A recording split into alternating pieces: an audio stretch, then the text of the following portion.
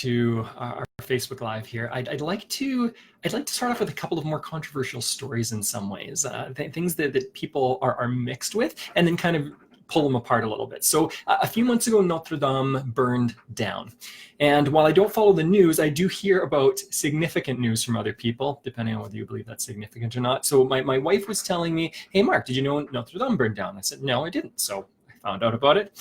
I don't follow news because it's negative. There's almost zero value to news media for the most part. I get my information from sources that I trust, rather than journalists. That's not saying anything bad about journalists. I know that they've got a really weird job. So Notre Dame burns down, and then there's this. I guess that my wife was filling me in on this over the course of the week after this was happening. She said, "Did you know that like a bunch of huge companies like Gucci and these massive French companies have committed to give $1 billion towards reconstruction, rehab of this cathedral?" I thought, well, that's interesting. It's their money. They decide what to do with it. And then the next day she shared with me, hey, Mark, did you know that there's now this huge backlash because that amount of money could go to an entire nation and solve water problems for an entire nation, an impoverished nation.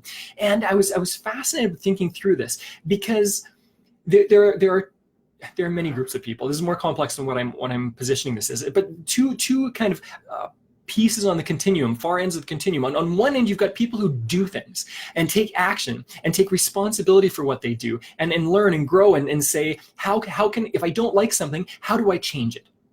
Okay, and often companies fall into that realm. Business owners fall into that realm. If I don't like something, change it. If I want to make something better, do it. And so you've got these massive companies that are worth billions of dollars who have made the decision in their home country to spend money on a cathedral like Notre Dame. And on the other hand, you've got people that are on the other side of the continuum that whine about things and go, well, why aren't you doing this with your money? Why aren't you doing that with your money? Why don't you spend your money on poor people or whatever? And now, keep in mind that I'm not saying that we should not be spending money or we should not be investing in people who are impoverished on our planet. That's not what I'm saying. What I am saying is that if somebody's taken the action to build their business, if somebody has worked hard for their entire lives to build something, why don't they have the choice to do with it what they want within reason, right? I mean, they're not doing something. They're not supporting wars here, right? They're simply investing in a national icon in their own country. I don't see the problem with that. And I was fascinated by this whole picture because that tends to happen every day around me. I see this all the time around me, where there's one group of people whining about what we should do for this planet, and there are other people doing things. So here's where I land on this. Where I land on this is if you don't like something, learn how to change it. If you believe you should be investing money and time and energy with impoverished people in another country, do it. But don't whine that people who are wealthier than you are not doing the thing that you want done. I'll give you a really quick example, personal example. My dad owns a few properties. He's worked hard over the course of his life to build up this small portfolio of properties that's helping him in his retirement. And he's every once in a while we have a chat, and he decides to do this with his money or this with his money, and that's fine. That's his choice. He's not using his money to hurt people. He's using his money often to help people. He's got a long history of giving to people in need, and he does things for himself as well. That to me is not wrong. And even more so, regardless of whether I think it's wrong or not, it's not my place to say, you need to do this with your money, with your hard-earned money. So here's what I want to talk about today. This is the main idea. The main idea is if you don't like something or if you want something more, learn the skills you need to make the difference you want. That's it. And there are soft skills that you can learn, that we all can learn, that change everything. Now, what is a soft skill? A soft skill is something like confidence, influence, marketing. Marketing can be a hard skill as well, but the keys in marketing, so listening, communication, those are all soft skills. Soft skills are the things that we didn't typically learn in school. We learned either from our parents or from mentors as we've grown in our lives, or from coaches, because those are the people that that have these skills that need to give them to us. So coaches can be an option. This is how I learned many of my soft skills. I've worked hard and paid money to mentors and coaches to make sure that I'm growing in these ways. Okay, so one other quick story, because this, again, kind of proves my point in some ways. I was doing this really small group seminar. It was a few months ago. Actually, it was about 6 months, probably a while ago. And one person at the end said they hate wealthy people. And I was like, what's going on? He said, wealthy people are all selfish. And right away, I'm going, okay, what's going on for this person as an individual? Because I know a lot of wealthy people. I've interviewed billionaires. I've interviewed people that have a lot of money. And when I talk to them, my general sense, and I'm a pretty good read on people. My background's psychology. I've been trained in this way.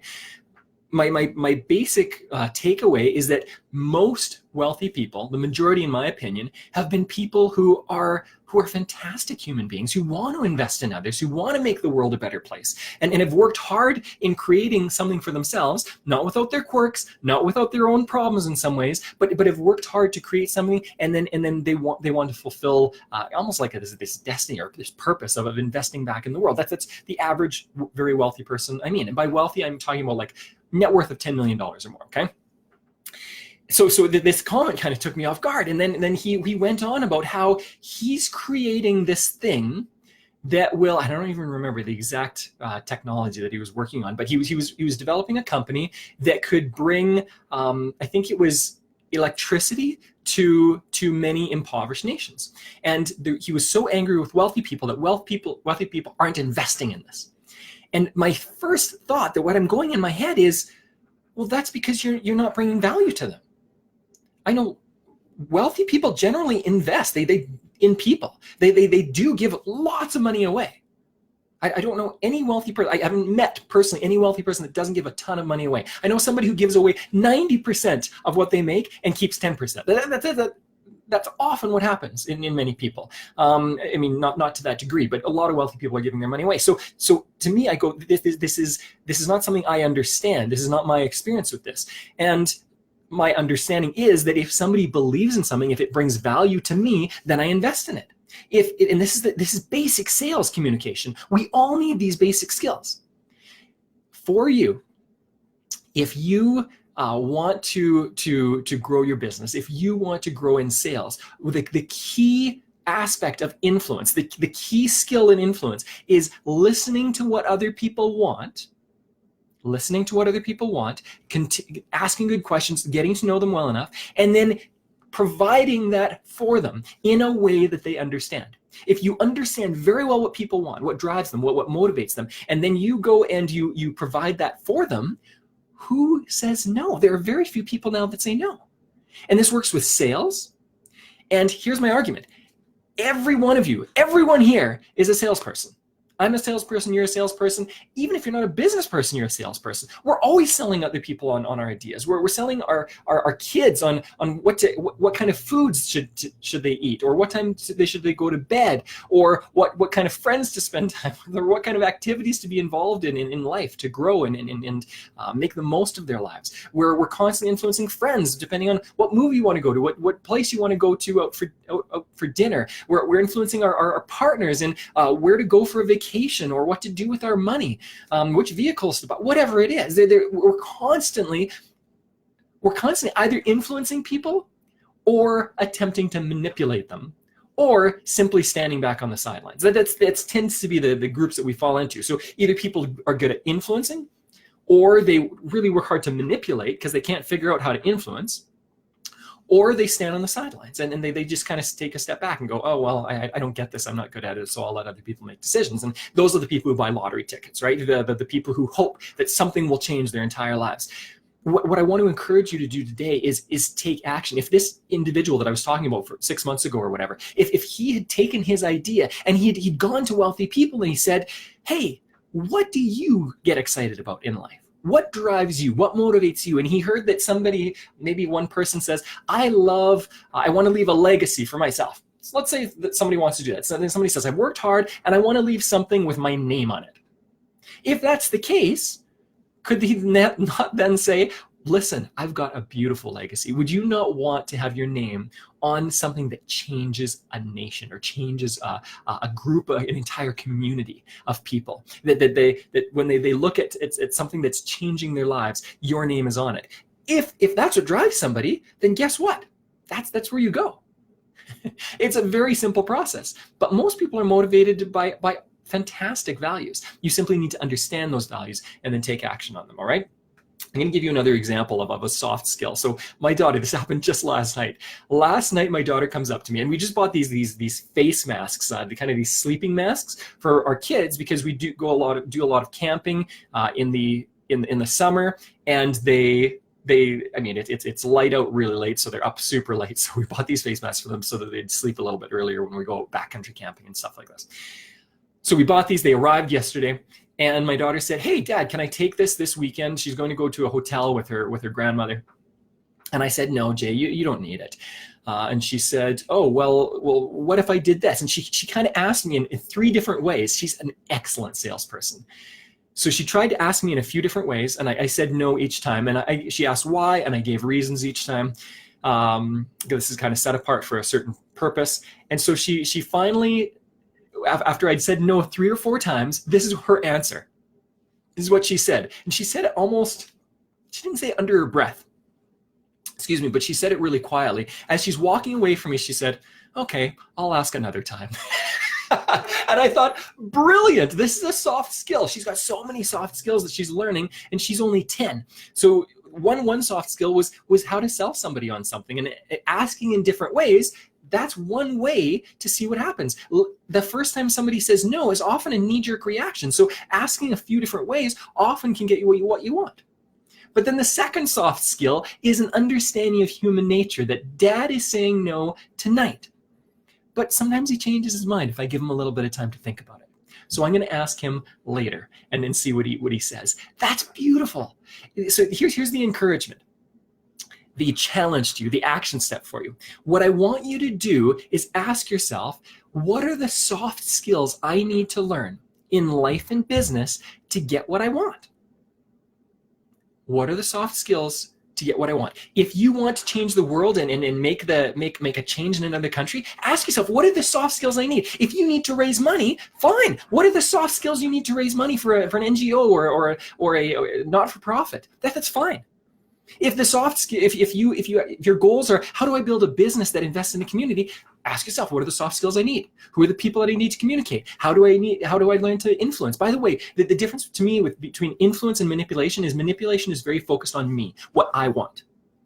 Good sales, and again, we're all salespeople on some level. Good sales is not simply focusing on myself. Good sales, that's manipulation. Good sales is, how do I look at somebody else and look at their life and what they want? And then how do I make sure that they get something that they want, that makes them feel more full as a human being? And in the process, most of the time I get what I want as well.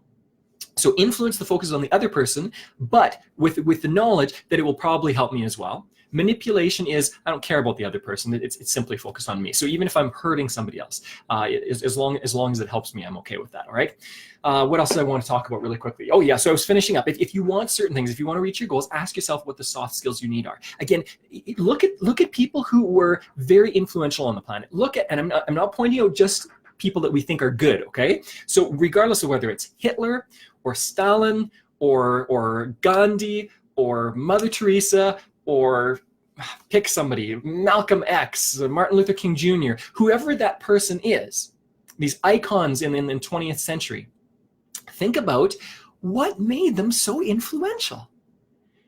And here's what I'm going to propose. What I'm proposing is it was their soft skills. They understood people. I've actually got a book. I'm going to duck down a little bit. See the book right above my head there, The Laws of Human Nature?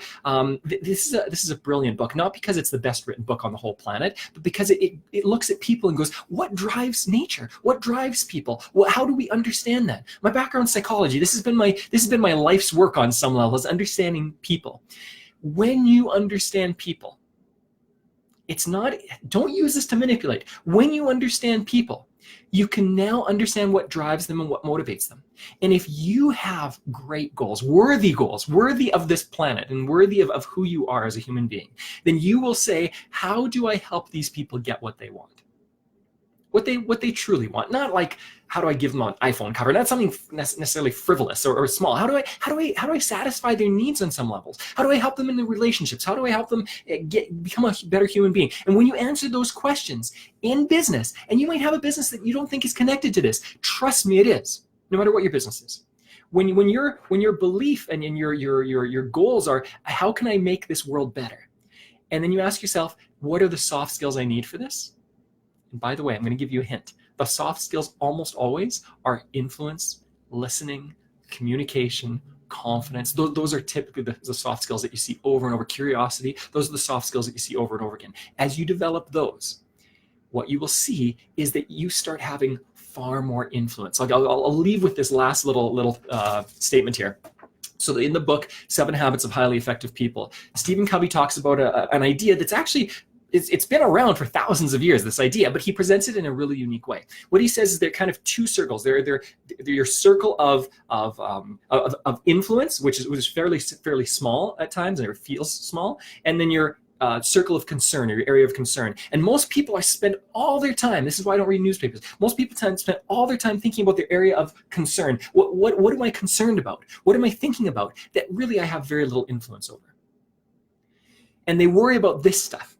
What Stephen Covey says is, when you focus on your area of influence, when you focus on this little area that maybe you don't have a lot of influence in this world, but you focus on it, and you try to have as much influence as you can in that area, and you make the world a better place in that area, guess what happens? Your area of influence grows, your circle of influence grows, and eventually it takes up a massive space. The best influencers in this world, who have done the greatest job, best business people, politicians, whatever it is, the people who have influenced this world for the good over time, have been people that started off with a small amount of influence. And as they were responsible with that and grew their skills in that, they grew their amount of influence and eventually had a massive influence on this planet. Mother Teresa is such a good example, because she was this tiny woman, this ball of energy that influenced. She had tiny influence. She was just this human being in this little Catholic church. And over time, she grew so much influence that she could move the hands of massive politicians on the world stage and meet with them and influence them, because she took care of what was in her own area of concern or area of influence. Okay, focus on your area of influence, grow that, and you will more likely have more than enough influence than you can handle later on in life. Trust me with this. Okay, grow your own nature, focus on yourself, take responsibility for your own actions, for your own learning, for your own skill set, grow that skill set, and eventually what will happen is you have far more influence over your area of concern as well. Enjoy the week. This is your mid-week encouragement. Enjoy the week. Make this week good. I mean, this is actually something my daughter says to me often as I'm leaving the house. If she's awake, I often leave early. She says, "Daddy, make it a great day." And I say, "Girl, I will. I will make this a great day." So I encourage you as well. Make this a fantastic week. Enjoy.